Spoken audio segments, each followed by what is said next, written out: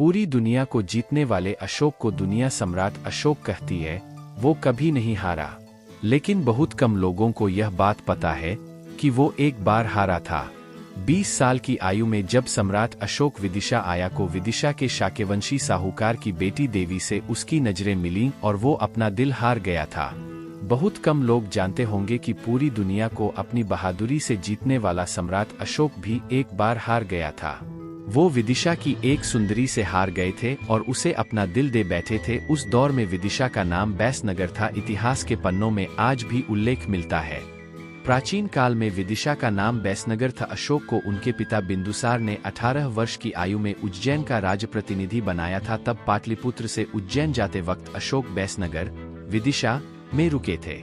यहाँ के शाक्यवंशी साहूकार की बेटी देवी से उनकी नजरें मिलीं और उन्हें पहली ही नजर में अपना दिल दे बैठे। इसके बाद उनका प्रेम परवान चढ़ा और बैसनगर के बाग बगीचों और नदी किनारे अशोक और देवी अक्सर मिलने लगे। बैसनगर की देवी से दिल हार चुके सम्राट अशोक ने देवी के समक्ष विवाह का प्रस्ताव रखा और देवी ने एक शर्त रखी कि वे बैसनगर को छोड़कर कहीं नहीं जाएंगी। सम्राट अशोक ने देवी की बात मानी और विवाह कर लिया। सम्राट अशोक ने भी जीवन भर देवी की भावनाओं का सम्मान किया। सदियां बीत गईं, लेकिन सम्राट अशोक हमेशा देवी से मिलने आते रहे। यहाँ की नदी का किनारा, बाग बगीचे सम्राट अशोक और देवी की प्रेम की स्थली बन गए थे। इतिहास के पन्नों में दर्ज इन इलाकों को आज भी विदिशा के लोग याद करते हैं। अशोक और देवी के एक पुत्र महेंद्र और एक पुत्री संघमित्रा हुए। देवी भगवान बुद्ध की अनुयायी थीं। महेंद्र और संघमित्रा भी बुद्ध की अन्य भक्त थीं।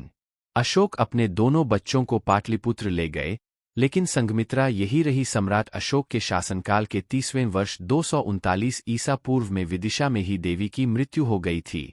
सम्राट अशोक और देवी के साथ ही उनके बच्चे महेंद्र और संघमित्रा का नाम भी इतिहास में अमर हो गया। महेंद्र के साथ साथ संघमित्रा ने भी बौद्ध धर्म की दीक्षा ली थी।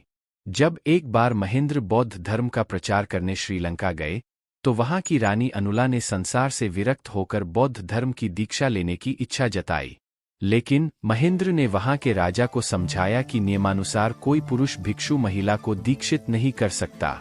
तब इस कार्य के लिए भारत से महाविदुषी संघमित्रा को बुलवाया गया और बोधिवृक्ष की शाखा सहित संघमित्रा को श्रीलंका भेजने की तैयारी हुई। सम्राट अशोक ने अपनी पुत्री को विदा कर दिया। भिक्षु भिक्षुनियों के साथ संघमित्रा तपस्विनी वेश में पाटलिपुत्र से अपनी मां के नगर बैसनगर पहुंची।